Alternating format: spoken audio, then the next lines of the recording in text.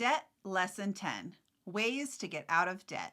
None of this stuff should apply to you right now, but later on in life, you could find yourself owing big amounts of money for things like medical bills, student loans, credit cards, or other types of debt we've been talking about. And if you do, this is important information to be aware of when it comes to digging yourself out of a hole. The first strategy is to pay more than just the minimum payment. This might sound obvious, but sometimes people are so deep in debt that this is a hard choice to make. It's also possible that they're barely getting by and unable to make all of their minimum payments. If you find yourself in this situation, look for other areas where you can cut spending and apply those savings to pay off the debt faster.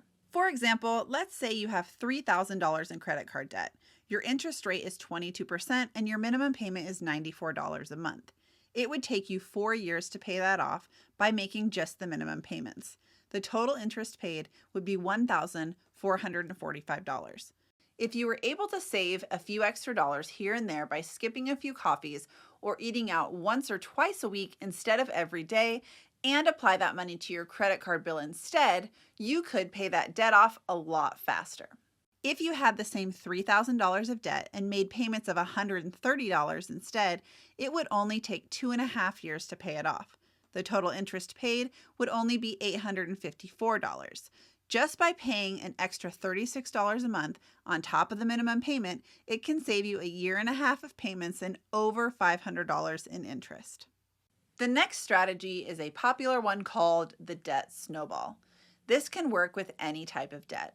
If you have multiple debts, like student loans, auto loans, and credit cards, then you'll have monthly payments for each one. Rather than paying a little bit extra on each debt, you would make the minimum payment on all of them except for the one that you owe the least on. You would pay as much extra as you could afford to the smallest debt and get that one paid off first. After that debt is paid off, then you'd apply the entire amount you were paying towards that debt to the amount you were already paying for the next smallest debt.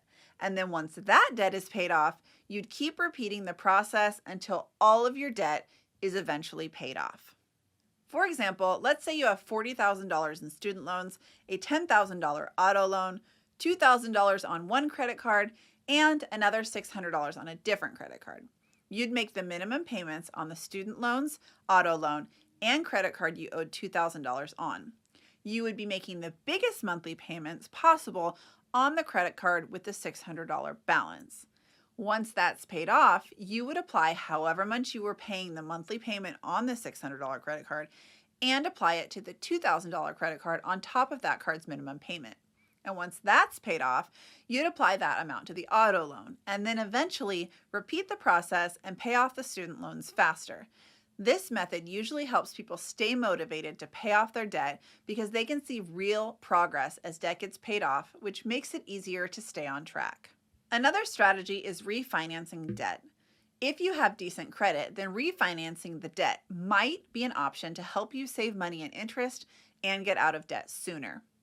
However, if your credit has gone down to carrying large amounts of debt, refinancing probably won't help you. Refinancing to get a lower interest rate is based on your credit score. The lower your credit score is, the higher your interest rates will be. If you get a large tax refund, a bonus at work, or an inheritance, using that money to put towards your debt is a great way to speed up the process of paying it off. However, it's not an easy choice to make. It's a lot easier to use that money to buy stuff you really want rather than being responsible and paying off your debts. If you can manage to make the hard decision to pay off your debt, or at least pay it down, it will help make your life a lot less stressful. If you can't dig your way out of debt by using any of the options I just mentioned, Chapter 7 Bankruptcy will discharge you of all of your unsecured debts like credit card balances and medical bills. As you learned in previous lessons, just because you file for bankruptcy, it doesn't mean all of your debts will go away. There are some types of debts that won't go away no matter what, like student loans and court-ordered payments such as alimony and child support. Bankruptcy is a last resort because it destroys your credit, makes it hard to get future loans, makes you less likely to qualify for most apartments, and it could even prevent you from getting hired in certain career fields. While yes, it is an option, it is the last option that you should consider. The last strategy is making adjustments to your budget. There are two main ways to pay off debt. You can either earn more money or you can spend less money.